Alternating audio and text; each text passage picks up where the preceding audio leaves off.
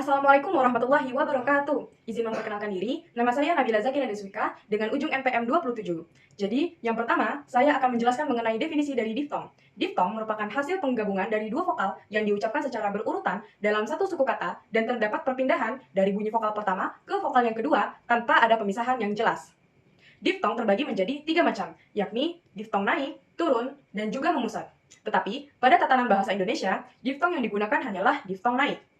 Contoh pada diftong ai, yakni kata damai. Pada diftong au, yakni kata engkau.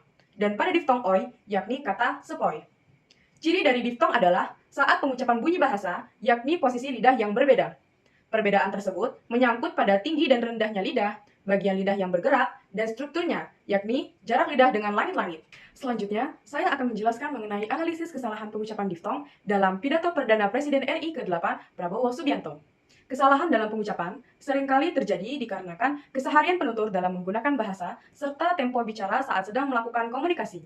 Pengucapan dengan artikulasi yang jelas merupakan keharusan dalam berkomunikasi, seperti saat sedang melakukan pidato, sehingga pesan yang ingin disampaikan oleh penutur dapat tersampaikan dengan baik kepada pendengarnya.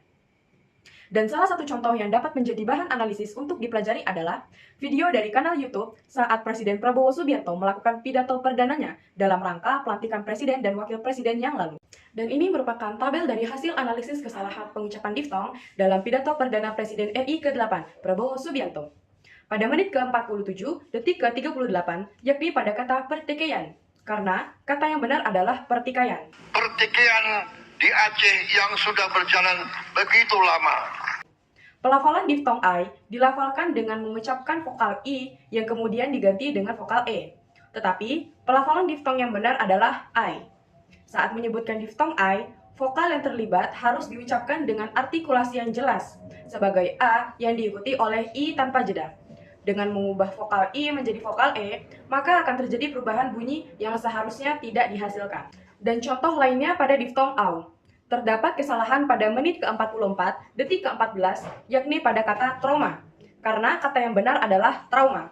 Dan anak-anak yang trauma dan korban. Pada menit ke-44, detik ke-14, yakni pada kata trauma.